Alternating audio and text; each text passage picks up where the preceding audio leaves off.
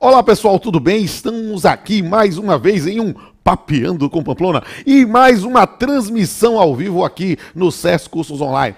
Esse episódio é o episódio, nós estamos gravando hoje, segunda-feira, 24 de setembro, mas é o episódio que a gente vai editar e vai ser o episódio de outubro da 5ª temporada do Papeando com Pamplona. Eu tô que nem Netflix, estou cada dia com uma temporada nova e um episódio novo. E hoje, meus amigos, nessa transmissão ao vivo, nesse formato novo que a gente faz o Papeando, eu vou ter o enorme prazer intelectual e estético de receber a linda, encantadora professora da Universidade Federal da Bahia, minha colega, procuradora da Justiça Militar, professora Selma Santana, este encanto de pessoa. Selma é a maior autoridade no Brasil no tema da Justiça Restaurativa. Esse tema foi objeto da sua tese de doutorado na Universidade de Coimbra e se tornou um dos primeiros livros no Brasil sobre a matéria. Sem sombra de dúvida, é uma pessoa que tem lugar de fala para realmente dissertar sobre esse tema, que é objeto de reflexões no campo da academia e no campo da prática. E vamos bater o papo. Selma, vamos papear? Vamos lá. Vamos papear hoje sobre justiça restaurativa. Então a gente precisa localizar. E você que está me ouvindo aqui nesse momento, você que está vendo aí no Facebook do SESC, pode participar, escreva aí, depois vai ter um momento que eu vou olhar na tela o que é que vocês escreveram, mande um abraço, né? Professora Selma é esse encanto de pessoa, uma professora extremamente competente, mas também extremamente carinhosa. O pessoal chama ela de Selmãe, enquanto me chamam de tio Pamplis. Então vamos bater um papo hoje agora. Selma, explica aí para o pessoal o que é justiça restaurativa. Meu Deus, como é que eu vou explicar a justiça restaurativa de uma maneira bem sintética? Justiça restaurativa, na realidade, vem a ser um movimento de contestação das respostas que o sistema jurídico penal atual tem dado ao tratamento de conflitos e propõe uma forma mais humana, uma forma horizontal na resolução dos conflitos, colocando, eu diria assim, frente a frente, é a forma mais básica, a vítima e o ofensor de maneira voluntária, para que eles conversem, não é, sobre o conflito, sobre o que aconteceu. A partir daí, pode acontecer um acordo, e esse acordo tem um efeito muito bacana para a vítima, no sentido dela poder se empoderar, no sentido dela poder expor as suas dores, no sentido dela poder passar para o ofensor todo o sofrimento e todas as dificuldades que ela está sofrendo em razão da experiência do conflito. Do ponto de vista do ofensor, ele vai ter a oportunidade de ver a extensão do mal que ele praticou. E, com base nisso, existe a possibilidade dele se conscientizar. E isso gera manifestar arrependimento e se conscientizar. Né? Exatamente. A partir daí, então, pode existir um acordo restaurativo. Sim. Esse acordo restaurativo podem ser fixados encargos. E esses encargos, uma vez cumpridos, pode ter efeitos jurídicos penais. Beleza. Eu queria entender um pouquinho qual é a origem do Instituto, porque essa forma de restabelecimento de canais de comunicação parece algo fascinante e acho que faz parte de um movimento talvez um pouco maior do que isso, mas eu queria entender a origem do Instituto da Justiça Restaurativa. Olha, a origem ela é meio conflituosa, é meio nebulosa. Alguns falam que ela surgiu no Canadá, outros falam que ela surgiu na Nova Zelândia, sim, com os maoris, não é? Mas o fato é que hoje nós temos no mundo 94 países praticando justiça restaurativa. E o mais interessante é que isso não tem uma relação direta com o IDH. Entendi. Então nós temos, por exemplo, práticas restaurativas no Japão, pois não, e temos em todos os continentes africanos. Que interessante, né? É interessante isso, né? Mas e há previsões normativas específicas sobre justiça restaurativa no ordenamento jurídico brasileiro ou são experiências pragmáticas? No ordenamento brasileiro, nós não temos ainda previsão normativa. Nós temos experiências piloto, não é? No Brasil inteiro. Vamos falar sobre isso depois. Não é? Mas temos, por exemplo, a resolução do CNJ, nós temos a resolução do Conselho Nacional do Ministério Público e temos a lei do SINASE, que na realidade é uma lei que termina regulamentando o ECA, sim, e que recomenda práticas restaurativas, não é, no trato do ato infracional do adolescente. Mas eu queria entender, então, portanto, como é que tem sido a preocupação, então, disso no direito estrangeiro ou direito internacional? Eu vi isso, 94 países, esse é um número, é verdade. Que é sintomático na realidade, de uma aceitação da prática. Na realidade, aqui no Brasil, o movimento, ele já existe aproximadamente há uns 10 anos, mas é um movimento que está se fortalecendo. Sim. Muito. Há muitos adeptos tocados por um sentimento humanístico, mas também conscientes de que o sistema penal não está dando respostas adequadas para o trato Isso me parece uma questão interessante que acaba vindo nesse debate. Quais seriam os campos adequados de litígio a que se deve invocar a justiça restaurativa? Olha, antes de eu falar em litígio, eu também quero chamar a atenção o seguinte.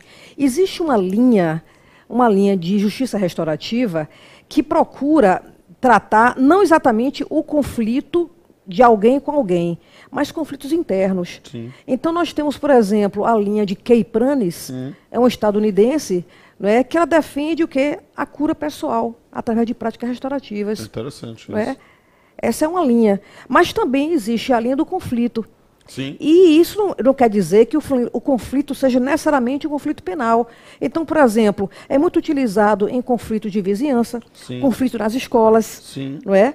Mas, no que se refere a conflito penal, em tese, ele pode ser aplicado a qualquer tipo de conflito. É possível aplicar, por exemplo, nos crimes sexuais? Eu vi que tem uma resistência. Essa é uma grande discussão. Eu estou estudando, meu amigo. Eu estudo também, ó. Quero fazer umas perguntas e fazer umas perguntas interessantes. Essa é uma grande discussão. Se você parar para observar as propostas restaurativas, em tese, é perfeitamente aplicável. O que você apenas questiona é: a sociedade está pronta? Porque há um campo aí interessantíssimo para pensar também, às vezes, na noção da discriminação, na noção da misoginia, na noção de condutas discriminatórias, na noção do sentimento de posse, muitas vezes, nessa discussão sobre crimes sexuais. Isso é uma questão interessantíssima. Agora, eu quero provocar o pessoal aqui do estúdio, sabe por quê? Porque, olha, a gente, quando disse que ia fazer o Papeando sobre Justiça Restaurativa, eu abri pro pessoal lá, quem quiser mandar vídeo, manda pra mim, pra ver alguma coisa. E eu recebi vídeos, o pessoal, não sei se você está assistindo ao vivo, mas mandou vídeo. Sabe essa coisa assim, o Brasil que nós queremos? Bem, eu tenho aqui a Justiça Restaurativa que nós queremos. Eu vou abrir aí um vídeo. Bota aí um vídeo aí pro pessoal perguntar uma pergunta. Olá, professora Selma. Olá, professor Boa noite. A minha pergunta é a seguinte. Eu queria saber se a professora Selma concorda com a afirmação de que defender a justiça restaurativa é uma forma de violar o princípio da inafastabilidade da jurisdição previsto constitucionalmente no nosso país. Ou ainda que não se concorde com a violação total, de fato, essa não seria uma forma, ao menos, de relativizar esse princípio? Olá, pergunta, doutora Vida aí. Excelente pergunta, muito viu? Bem, ó, parabéns, Vida aí. Parabéns.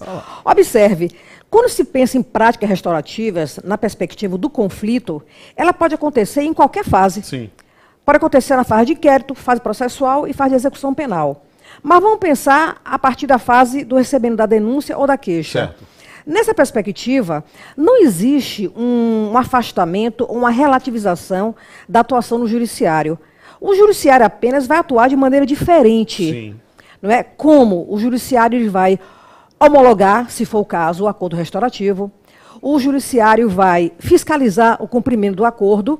E, efetivamente, esse acordo sendo cumprido, o judiciário pode reconhecer efeitos jurídicos, não é, que vai incidir o quê? No cálculo da pena, na extinção de punibilidade, Sim. na diminuição da pena, na mudança do regime, se a pessoa já estiver na fase de execução. Sim. Então, o judiciário ele não é esquecido, ele não é colocado em segundo plano. Apenas a maneira de intervenção dele que é diferente. Eu acho isso fascinante. Eu vou fazer algumas perguntas sobre isso, mas eu noto nesse campo de restabelecimento de canais de comunicação uma semelhança com a mediação ou com técnicas que a gente utiliza ou tem se propugnado utilizar no campo da família, por exemplo, de constelação familiar. familiar. Sim. Eu noto que há nesse ponto, talvez, e eu possa, talvez, né, na minha irreverência, às vezes, dizer que, na verdade, nós não estamos satisfeitos a priori com a forma tradicional de solução de conflitos jurídicos em geral, processuais em geral e penais em geral.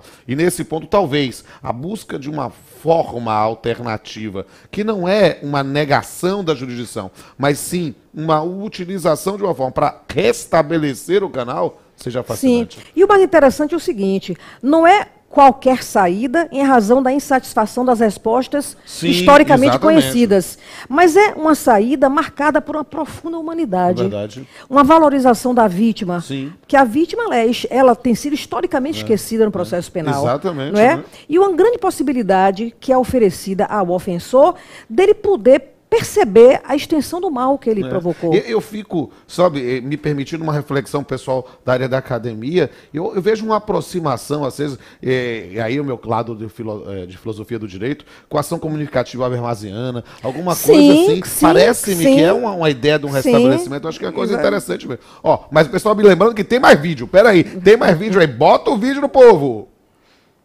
Olá, professora Selma. Olá, meu queridíssimo professor Pamplona. Olá, você que está nos assistindo agora. Boa noite a todos e a todas. Falar em justiça restaurativa é também falar em dúvidas, né? E como, por exemplo, professora Selma, a justiça restaurativa chega a reformar a sentença penal dada pelo juiz ou pelo tribunal?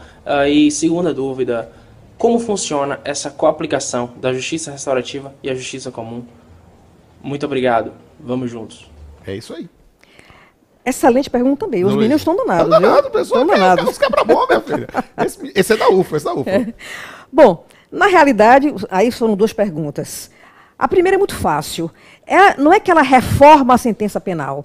Ela interfere no momento da criação da sentença penal. Certo. Porque se o ofensor ele cumpriu o encargo decorrente do acordo restaurativo, isso deve ser considerado para efeito, por exemplo, de atenuação da pena. Sim. Então, no momento que o juiz for calcular a pena do indivíduo, ele deve considerar que aquele cumprimento do encargo foi considerado. Eu estou a aprender mesmo, eu estou aqui como aluno, sou seu tiete aqui hoje. Né?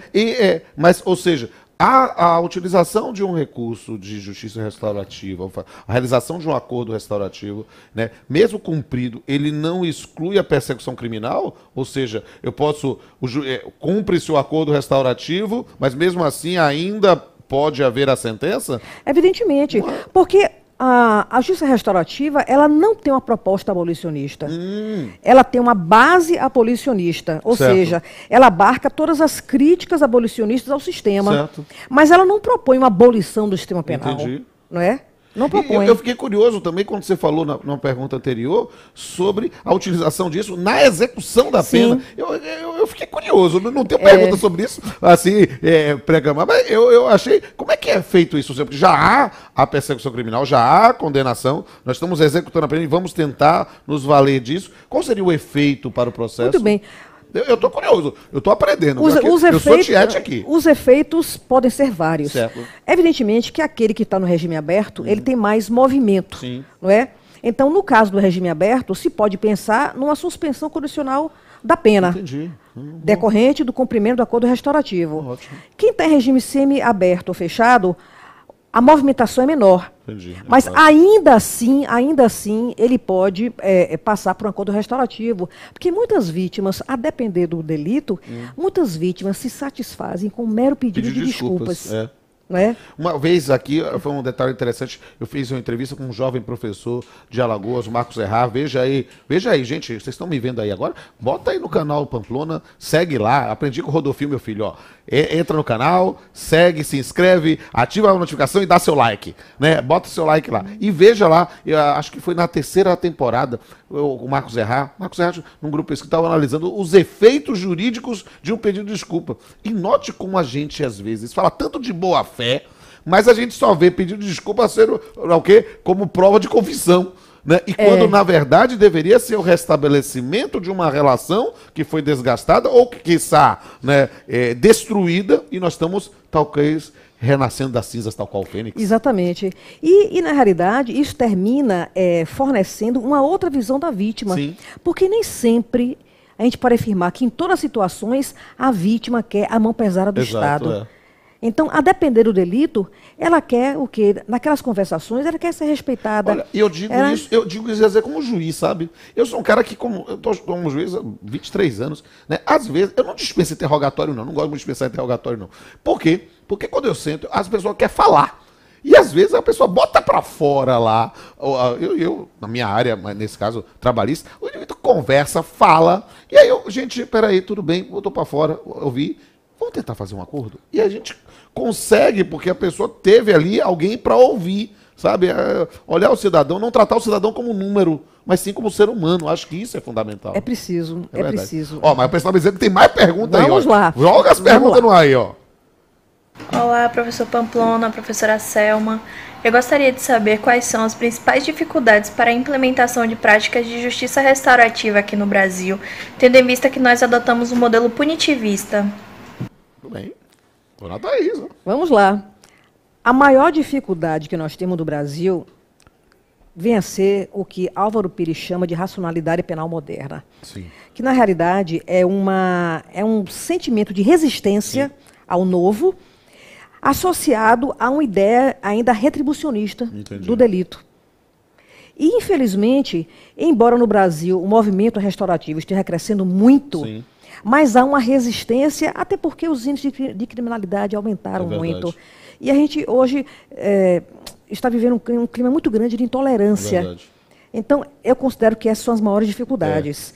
Esse campo, sabe, às vezes eu em outro campo de reflexão acadêmica, às vezes eu falo, olha, às vezes não adianta nem mudar a lei, porque o difícil é mudar a cabeça de quem está aplicando, sabe? Porque tem um apego à legislação revogada ou uma nostalgia da doutrina superada, e aí você traz algo novo e a pessoa cria resistência antes. Ela já não gosta, não aplica, não vai. E isso é o mais difícil, porque não dá para viver uma relação se o outro só diz não. Né? E, na realidade, as pessoas, de um modo geral, temem o novo. É verdade. Não é? É muito bom ficar naquele caminho já conhecido, Exato. não é? Porque, ainda que não preste, Exato. não é? Ainda que não preste, mas é o conhecido. Mas é o conhecido, porque inovar é a zona de conforto. Inovar gera estresse, gera angústia. É verdade, não é verdade. Ó, tem mais vídeo aí, rapaz, tem vídeo pra caramba, não sei quantos que eu ia botar no ar, vai lá. Olá, professor Pamplona, olá, professora Selma. A minha pergunta é a seguinte: existe diferença prática entre a conciliação e a justiça restaurativa? Obrigado pela oportunidade. Até mais. Olá, Richard. Boa pergunta. Boa pergunta também. Olá. Claro que sim, claro que sim. A gente trabalha muito aqui no Brasil, na conciliação, com os juizados especiais criminais. Sim. Embora a justiça restaurativa ela possa ser aplicada para qualquer tipo de conflito. Certo. Não é só penal. Né? Não é só penal. Vou saber disso. Né? De certa forma, a gente já faz isso trabalhista, na mediação, trabalhista, na inclusive, conciliação, né? A gente faz isso. Mas observe, quando você pensa nos juizados especiais criminais e você pensa em conciliação, você tem a figura do conciliador, que na realidade ele termina conduzindo uma resposta a uma resposta jurídica. Sim, verdade. Não é? Já no caso da justiça restaurativa, nós temos um facilitador. Para um canal de comunicação direta. Ele apenas vai viabilizar o diálogo entre as partes, mas ele não pode dar a solução. A solução é criada. A solução do conflito é criada pelas partes envolvidas. Agora, eu quero chamar a atenção o seguinte, que a forma mais simples é o encontro entre autor e vítima, mas existem formas maiores, com família, presença de familiares, de amigos, da vizinhança, da comunidade, não é? Então, isso aí, aproximação, na realidade, é um suporte, não é? Um suporte dessas pessoas que vão ali fortalecer, que vão dar sugestões, não é? Mas sem interferir jamais na autonomia. Perfeito, não é? Na autonomia. Perfeito. Acho que a palavra autonomia é o centro do universo deste campo da restauração, desse campo da justiça restaurativa. A autonomia, né, e a reconciliação, o restabelecimento da comunicação. Exatamente. Perfeito. Não é? Tem mais vídeo aí? Tem mais vídeo. Olá. Olá, professor Pamplona, olá, professora Selma. A minha pergunta é a seguinte: como é a relação entre a justiça restaurativa e o Estatuto da Criança e do Adolescente? O ECA impulsiona a aplicação da justiça restaurativa? Outra pergunta fantástica. No Canadá, A justiça restaurativa se iniciou através de conflitos envolvendo menores infratores. Coisa interessante. Não é? E aqui no Brasil, nós temos muitos projetos pilotos que se iniciaram também com o tratamento de conflitos envolvendo menores infratores.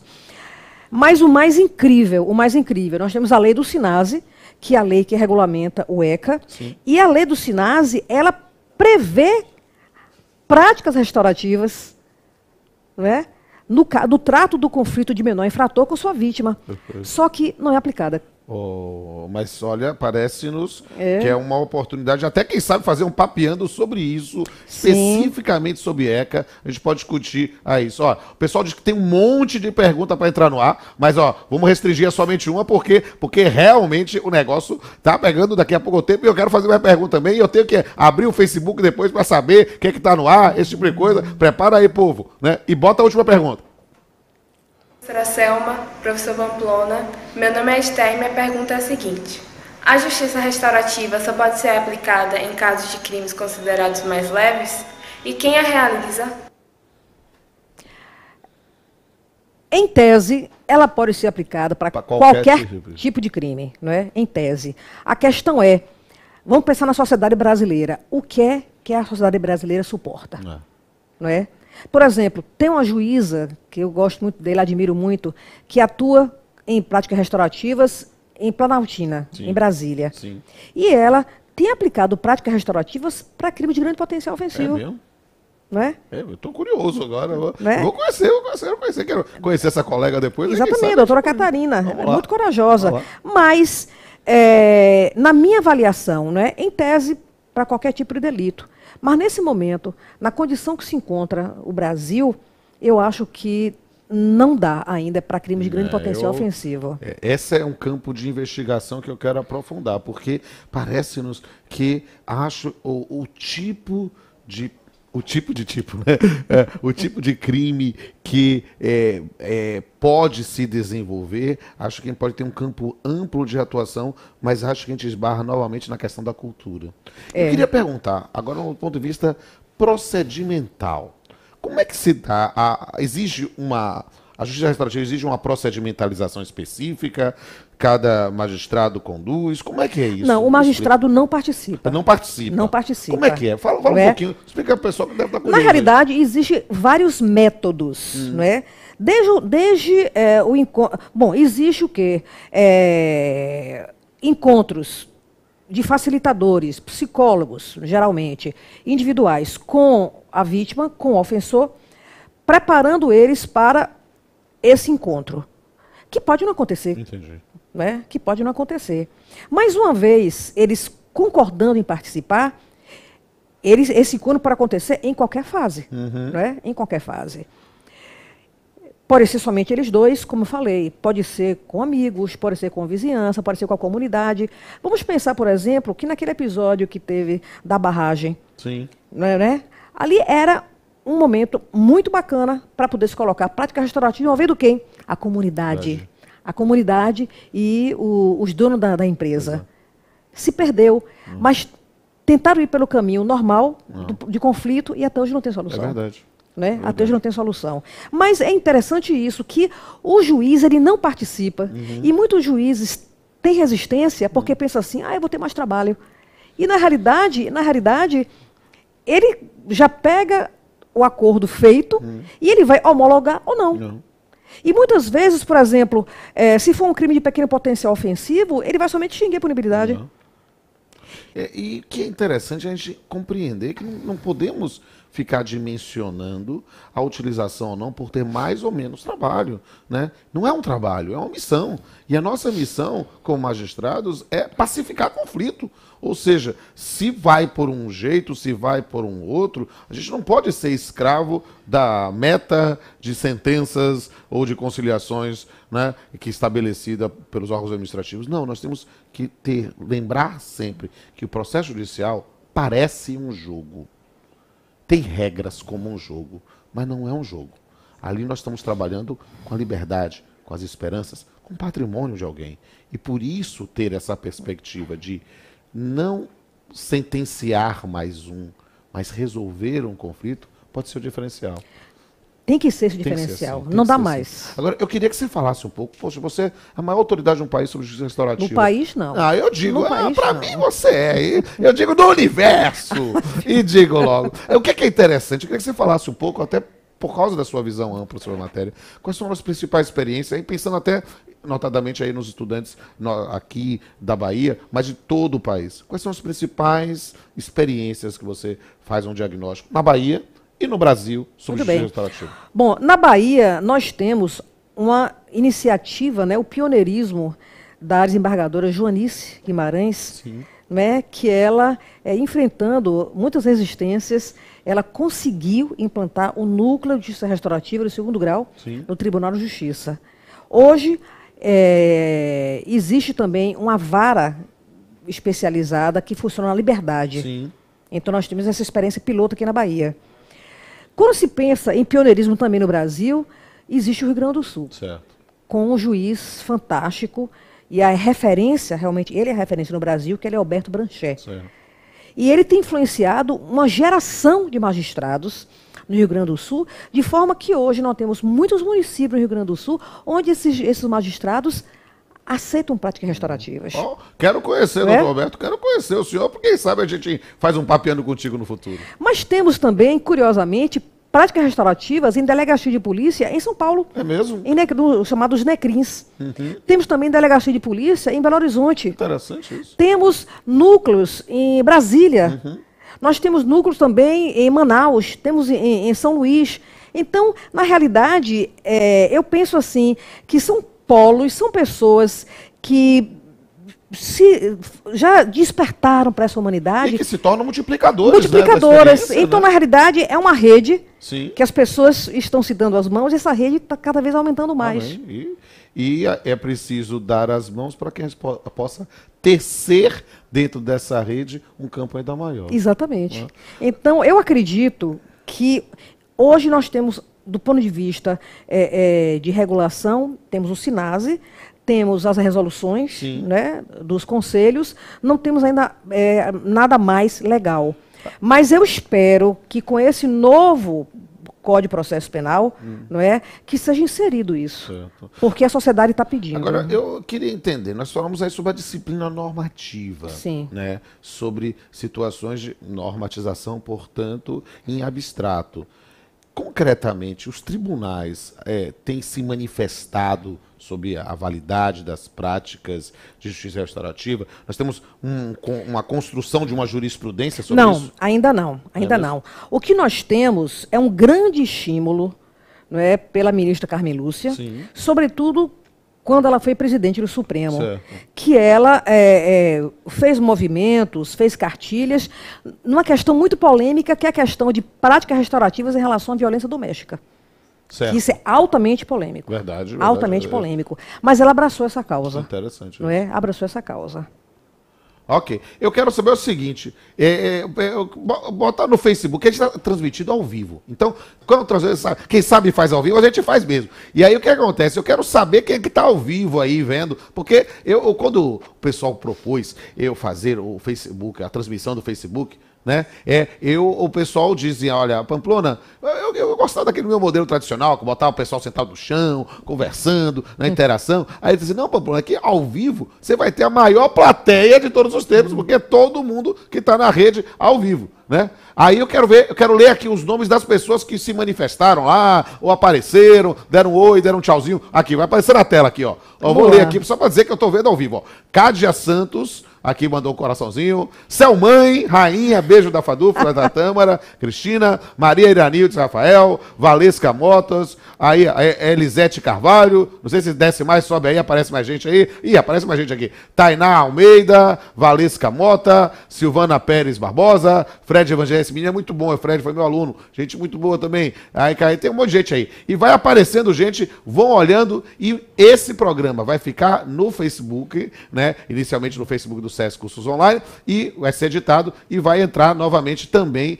lá no meu canal. Veja lá. Ah, tem mais gente aí? Mandar dizer mais gente aí. Tainá Almeida, assistindo e aprendendo muito, esse tema maravilhoso, muito bem. Valesca Mota, presente. Andréa Baga, o pessoal eu tô falando e o pessoal tá entrando ao meu tempo aí. Andréa Baga, Elielson Araújo, aí tá aparecendo gente, vai aparecer, só, dou-lhe uma, dou-lhe duas, dou-lhe três, se aparecer mais algum eu falo, senão eu vou voltar aqui pra tela. Meus amigos, porque, olha, eu quero muito que vocês acompanhem esse programa. Tenho isso aqui lá no canal do Pamplona, que vocês vão ver este e todos os episódios. Se quiser procurar nas redes sociais, olha, bota lá, hashtag Papeando com Pamplona, você vai ver imagens de todos os episódios, deste e todos os anteriores. Bota a hashtag Papeando com Selma Santana, você vai... vou fazer uma outra hashtag. Papeando sobre Justiça Restaurativa. Os dois, você vai achar imagens de bastidores aqui dessa gravação e eu espero que vocês possam curtir ao máximo isso, porque parece-me, e eu digo com absoluta liberdade, na condição de quem é professor, que é juiz do trabalho há tantos anos,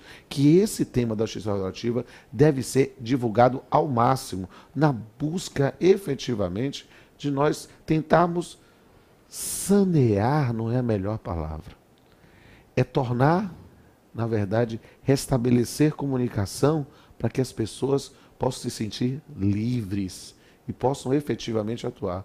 Mas eu queria fazer uma pergunta, uma mensagem final. Eu estou tendo esse prazer enorme de receber esse encanto de professor aqui. Qual a mensagem final, Selma? Aí você fala para os nossos ouvintes aí, que você gostaria de transmitir às pessoas sobre a questão da justiça restaurativa. Você é a minha referência, essa câmera aqui. Independentemente de se falar em justiça restaurativa, a humanidade hoje vive um período de muita angústia, porque as pessoas estão entrando em conflito, às vezes por questões pequenas. As pessoas estão entrando em conflito e não percebem que, no fundo, todas elas querem ser respeitadas, todas elas querem ter sua autonomia, todas elas querem ser bem tratadas, todas elas querem ter uma sociedade melhor, uma sociedade mais justa. Então, a justiça restaurativa é apenas um aspecto. E o que eu faço aqui é um convite para que cada um de nós perceba dentro de si a humanidade que cada um possui, a sensibilidade, a empatia. Porque nós não queremos mais continuar com esse padrão de sociedade, com esse padrão de relacionamento, esse padrão de competitividade, esse padrão de conflito. A gente quer uma sociedade mais humana. E a justiça restaurativa é apenas uma forma de acenar, uma forma de viabilizar, de oportunizar esse tipo de relação nessa área de conflito penal, que é a área que eu trabalho. Gente, vamos fazer essa viagem. Como está, não dá mais para continuar. Né? Vamos nos conectar naquilo que nós temos de melhor. Esse é o convite que eu faço para vocês. E, meus amigos, eu tenho que encerrar. Eu quero dizer que foi um prazer enorme recebê-la aqui.